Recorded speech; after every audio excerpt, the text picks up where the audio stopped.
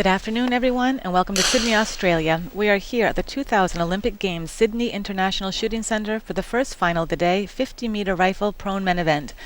I'm Hillary Russell, and I have the pleasure of having USA's 2004 Olympic Games gold and 2008 Olympic Games silver medalist Matthew Emmons here with me today. Welcome, Matthew. Thanks for joining us. No, thank you much.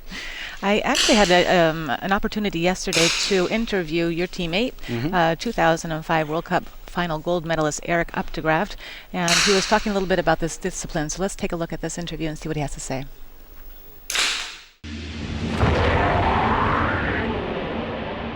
This is a 50-meter men's prone, fired at 50 meters, obviously. The qualification match is 60 shots for record, unlimited sighters in a time limit of 1 hour and 15 minutes. From there, you take the top 8 shooters and they will shoot in a final. And the final is 10 shots fired at 50 meters, individually timed, so there's 45 seconds per shot, and the shot value is broken down into tenths. So the highest value possible in a final is 10.9. It's just a 10 in the qualification. And what are the difficulties that you face during a final? Trying to keep your adrenaline down, trying to execute good shots. You're on a clock for that, so being able to shoot in the right wind condition, you get to be less picky during a final. The new presentation is we get 8 minutes to do our sighters and preparation, and then they have all the shooters take off the rifles, put them down, stand up, and then they introduce us. After that's over, we get some time to get ready again, and then 2 minutes for more sighters, and then you go ahead and shoot the final. And the challenge is the fact you actually have to get up after you get everything set and prepared. And the challenge is just being able to get down in a good, same position every time. Have you been practicing this new method? Yes, frequently. Actually, I practiced some out there today in my elimination match. So I shot 5 shots, get up, wait a little while, get back down, shoot 5 more shots. So it's something you have to train for. And how did it work out for you today? Well, I moved on to the qualification round, so that's good. It was a little challenging, we'll say, just the getting up and getting down and shooting good shots, but it was okay. Thank you very much, Erik, for that information. So we do have today 2 quota places up for grabs. And we're going to take a look at some of the information we have on that in just a couple of minutes. As you can see here, the finals hall is quite full of people today, which is always nice to see people showing up for the finals. And the weather conditions, it's mostly cloudy outside. It's 22 degrees, a little bit warmer from the other day. Humidity 78%, wind speed 14 kilometers an hour, and the wind direction is northwest. We were talking a little bit earlier today, Matthew, and you were talking about the flags here, and they seem to be a little bit heavy, you think? Yeah, it's a difficult range to read the wind on. I've been shooting here for years, and I've always had a tough time reading the flags. And it seems that sometimes you can have a shot that's in the 9 ring, and you don't exactly see it in the flags as well as you would on other ranges. Not that they don't tell you what's going on, but it's just not as easy to read as you would like. Okay. And you can see now a minute ago you could have seen the flags, and it's a little bit partly cloudy actually. You can see the sun's coming out and it's quite bright, and then the cloud comes over again. And at that point, that kind of plays around a little bit, wouldn't you say? Oh yeah. Absolutely. And what we were seeing in the flags is a little puff can put you out into the 9 ring. Okay. Where, like I said, on other ranges, a little puff and you're still in the 10 ring. But here you have to be pretty gutsy with your shading, which would mean how much you aim off and things like that in the prone position.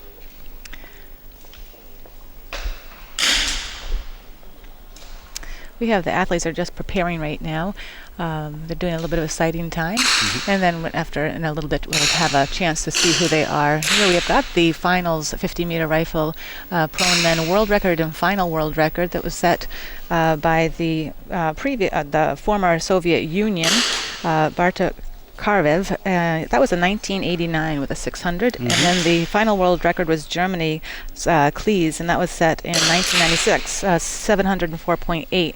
Your teammate Erik Updegraft came in with 599, so just 1 point behind the world record. Yeah, phenomenal score, and especially for the win today. I talked to Erik after the match, and he had an aggressive style today. Yeah. He said he shaded a lot, which I was a little bit reluctant to do as much shading as he did.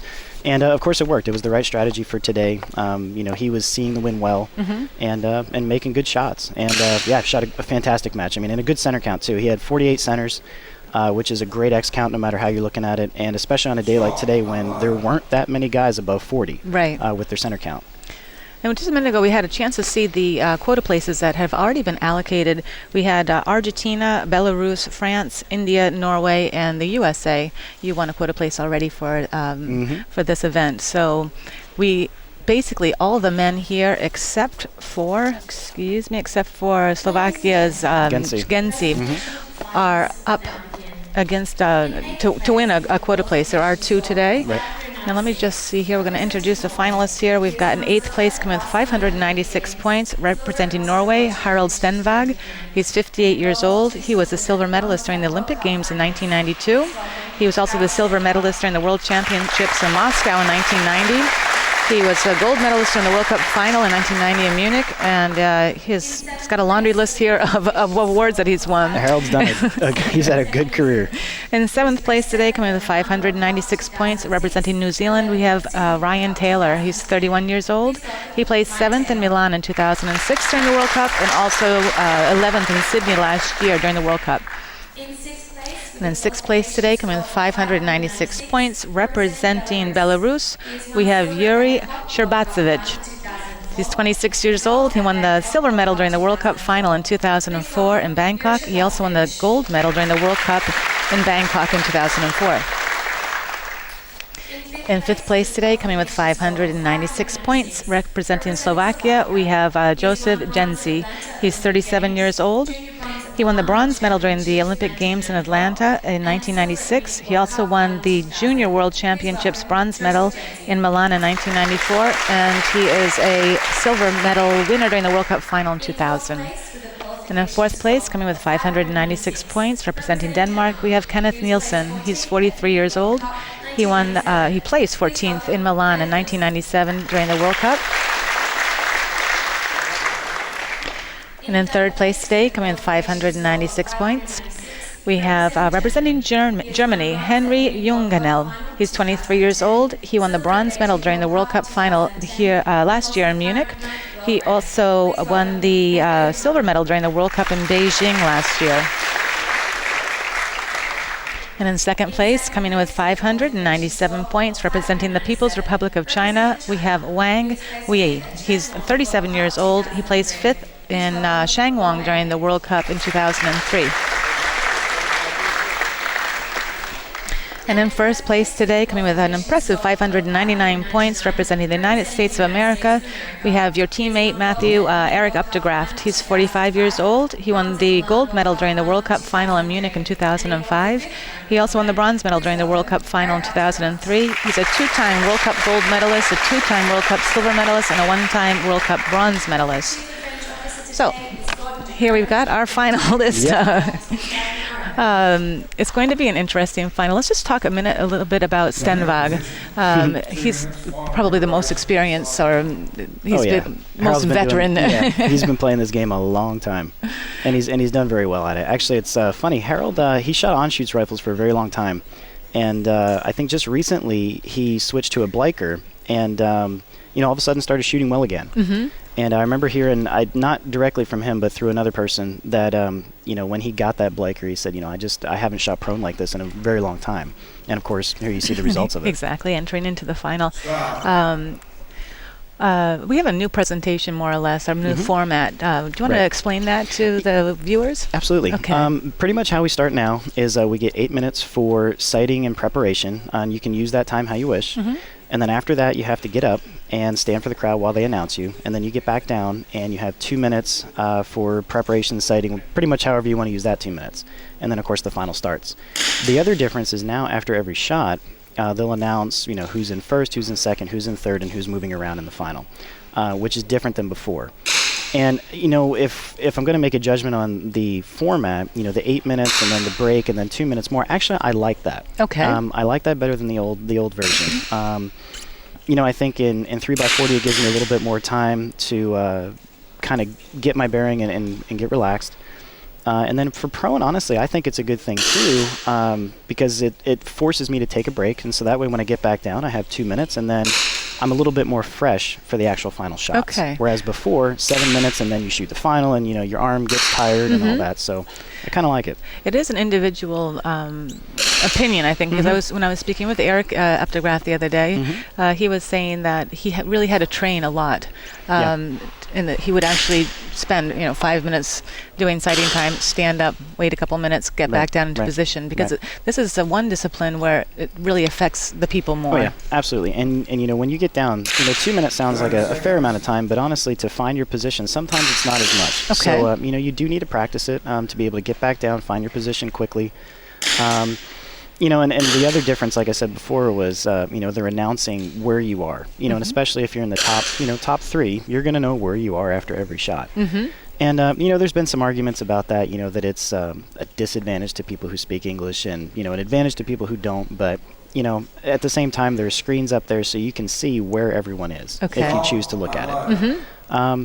So honestly, it's a new challenge, and some people like it, some people don't. But hey, it's the game, so you just play it. That's true. That is true. Things change around, and a lot of times people don't like change. But then you see after Eventually a year or adjust. so, everybody's back into the game full time, and we're going to also see this afternoon another big change. Big change to Yes, rapid fire. yeah, we're going to see the 25-meter rapid fire pistol event, but we'll talk about that during that event. Let's take a look now at Stenvag and Taylor. Here we have the two of the gentlemen here.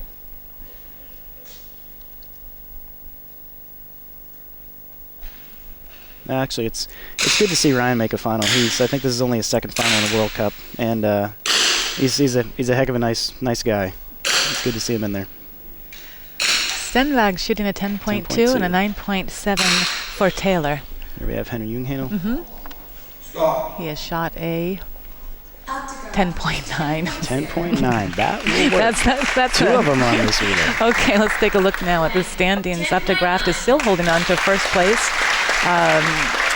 by 1.1 tenth of a point after shooting a 10.0. Wang shot a 9.9, and we have Junghanel who shot a 10.9, Nielsen a 10.6, Jensi a 10.7, a 9.7 for Sherbatsevich. Taylor 9.7 and 10.2 for Stenvag. These are two really impressive scores there. You can't get better than a 10.9. Yeah, that's pretty good. And in prone, especially on a day like today where the wind's not really blowing around a whole lot, you're probably going to see a couple more of those throughout the final. So as I was saying, we still have Updegraff in first place. Wang is now is still in second place by 1 point over Junghanel from Germany, and he has a 0.2 of an advantage now over Jensi. Moving on to the second shot, looks like take a look now. Thank you, Sherbatsevich Jensi. And also, Josef's another one who, like I was saying about Harold, how he started shooting a new gun. Josef, he just switched to a new rifle and shoots much better than his old one. And it shows here because he made both small bore finals, and he shot really well, eliminations and the actual competition. Sherbatsevich a 10.0 and a 10.4 for Jensi. You have Junghanel again.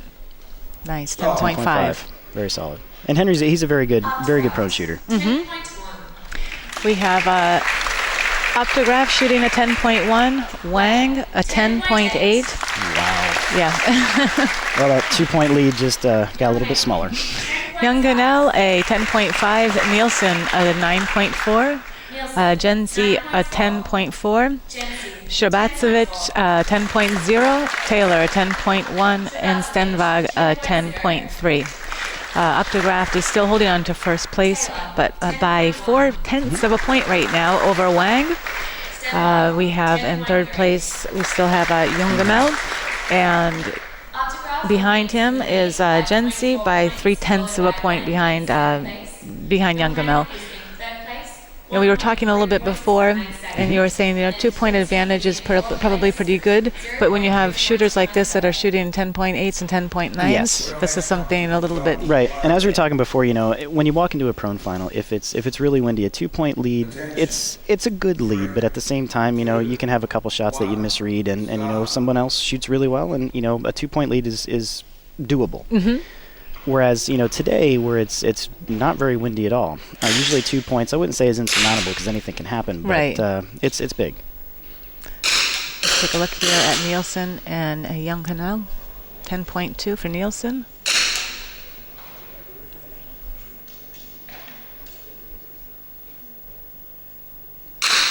Young Canal, a 10.4. Solid.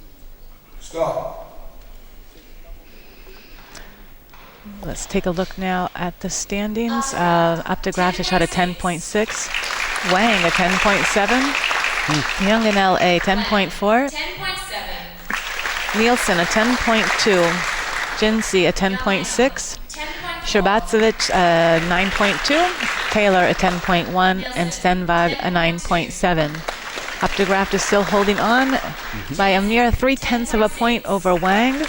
Jungenel is now is in third place, and Jinsey is just creeping right up on his tail by 1/10 of a point. Anything can happen here, as you were saying That's before. prone. You never know. You never know. And the thing is too is as a competitor you can look at this and say 3 shots in where Eric now only has a 0.3 lead over the guy in second. Wang, he had 3 phenomenal shots. Yes. And it's hard, to be honest, the gun doesn't shoot that good to maintain that pace. Doesn't mean that he can't, just the guns aren't that good. Okay. And so anything can happen. Eric can get shoot a couple real deep shots, and Wang can have a couple loose 10s, and then, you're back kind of where you started. Right. So pretty much you just have to ride the tide until it's over and just see how it all plays out. And here we have Wang and Updegraft on the screen right now. 2 gentlemen that are dueling it out for first place at this moment. And there you go, There we like go. you said, 10.8 But Wang had another for Wang. 10.8. He's averaging 10.8. Sure, and what, 10.9, 10.8, 10.7, 10.8. That's unbelievable. Yeah, That's a dream final. 10.8 also for Jungenel. Phenomenal. Really great shooting And he's here. shooting You a great final. can hear the crowd is really, Oh, yeah. they're liking it. They're liking this final. Oh, yeah. Updegraft shooting a 10.9. Wang a 10.8. Jungenel a 10.8. Nielsen a 10.5. Jinsey a 10.2. Sherbatsevich 10.5. Taylor a 10.1. And Stenvag a 10.5.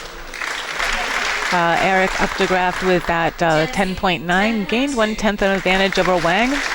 Jungenel is in third place, and he also gained a little bit of a safety zone, let's say, over Jinsey. He has 0.7 of a point advantage now over Jinsey.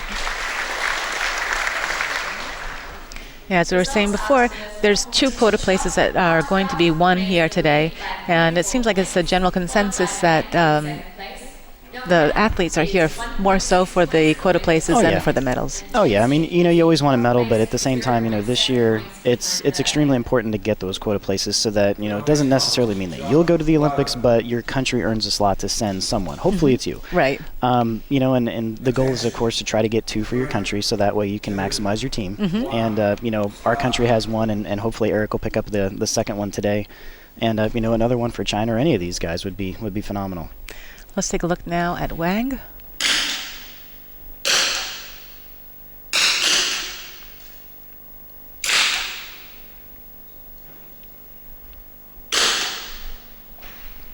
Nice. 10.5. very So solid. things are not going to change at all between Updegraft and Wang, as they both shot a 10.5.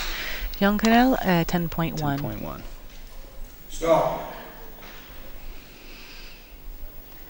So let's just take a look at these standings. Updegraft a 10.5, Wang a 10.5, Jungenel a 10.1, Nielsen a 9.4, Jinsey a 10.1, Sherbatsevich a 9.4, Taylor a 10.1, and Stenvag a 10.6. Very nice. Very nice. Like I said before, nothing's going to change now between Updegraft and Wang. They are really giving the audience final that's keeping them on the edge of their seats. Oh, where yeah. And they're several of these guys are shooting very good finals. I mean, after 5 shots, you have 4 guys on 104 plus pace, which is very, very good. You know, anytime in a prone final you're over 104, you should be satisfied. Of course, 105 is like the magic number where you're like, yeah, I really did something good. So we have Optograph still in first by 0.4 of point over Wang. Younganel is in third place over Jinsey by 0.7 of point. Things really just have not changed around Haven't changed after that. much. Nope. Moving on to the 6th shot. Attention. 3, 2, 1. Start. Here we have Kensey. And Josef, he's always been a good prone shooter. He was, I believe, bronze medalist in '96 at the Olympic Games, and you know, some other success along the way as well. Just always been a good shooter. Actually, in the late '90s, he was nearly unbeatable in just about any event. 10.4.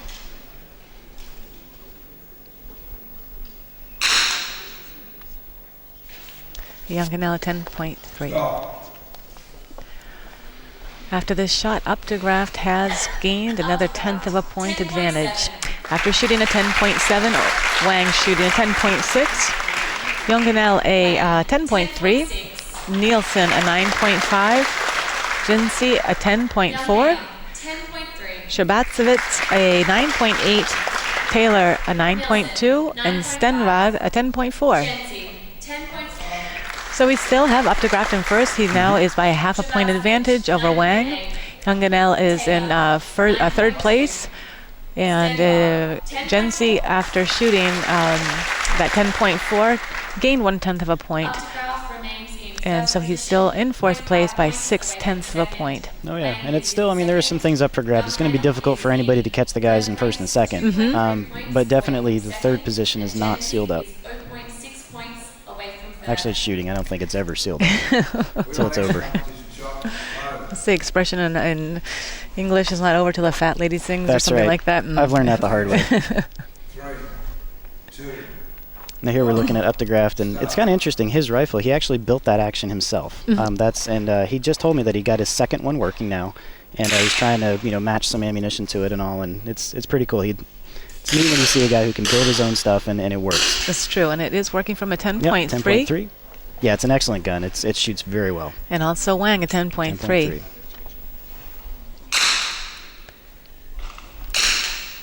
Kensey, A 9.9. 9.9.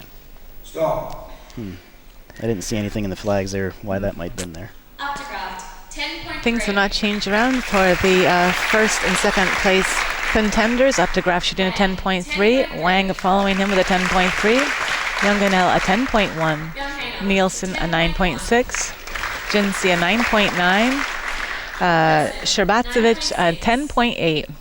Taylor a 10.0. And Stenvag a 10.5. And Stenvag is steadily rising He up. certainly He's only is. 1/10 behind Kensey now. Taylor, 10.3. And so we still have first and second Optograph, and Wang. Younganel is in third place by 0.8 of a point advantage over Jinsey. And like you said before, Stenvag is only 1/10 of a point behind Jinsey. So things can change around very fast for Stenvag if he keeps on shooting the way that he is. Second, and Jency is 0.8 points away from third. Very interesting. It'd be great to see Harold get on the podium. It really would. That would be really That neat. would be really great. I mean, of course, I like all these guys, but it'd just be neat to see him up there. 3, 2. Moving on to the 8th shot now. And there he is, Stenvag on our screen.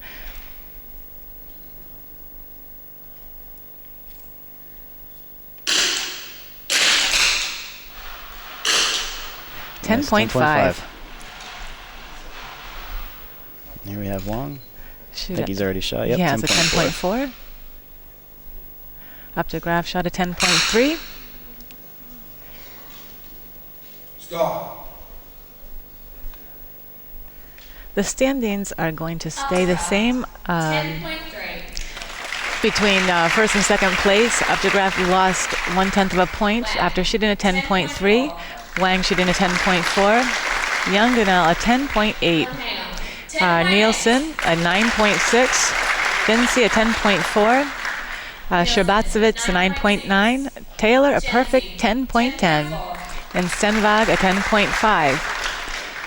Shabatsevich. So as you can see, we still have Updegraft and Wang in first and second. Young Gunnell is in third place, and Jency is 1.2 tenths of disadvantage or below Jung Gunnell, and also tied up right now with Stenvag.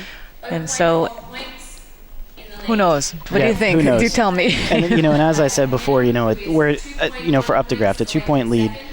It's big, but it's not insurmountable. And really, when you're in that position, someone needs to shoot a fantastic final to do it. And actually, Wang's doing that. After 8 shots, he has an 85.0, which means even if he shoots 2 10.0s, it's a 105, Right. which is spectacular.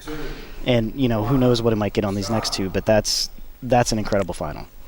So let's take a look at these two contenders, Wang and Updegraft. Now, do you suppose that your teammate Updegraft knows where he's standing? Do you think he's listening to the scores of their 10.6 and 10.6? Those are really 10.6. amazing. Really, these guys are really banging it out. It's hard to say. I'm not really sure if Eric's really paying attention, but it's kind of hard, as a native English speaker to ignore it. Right. Completely. You probably hear it, but then you got to try to find a way to put it out of your mind. The crowd here is just loving this final today. Young Gunnell shooting a 10.8. Another 10.8. Updegraft and Wang are still in the same situation because they both shot the same 10.6. Young Gunnell shot a 10.8. Nielsen a 10.7. Jency a 10.0.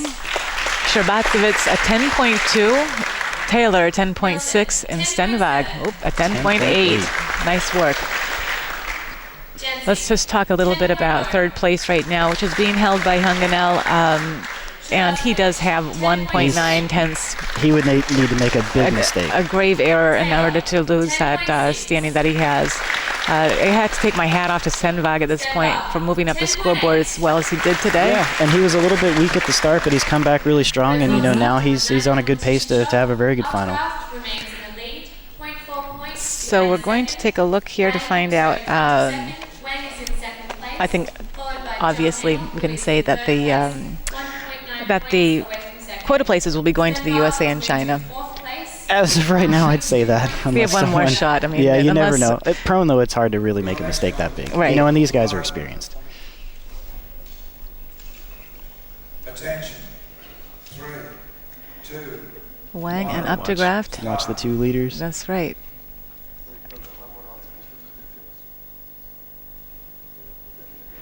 Just 4/10 of a point. Advantage. Let's see, Eric has a 10.2. 10.2. See what Yeah. Wang can do.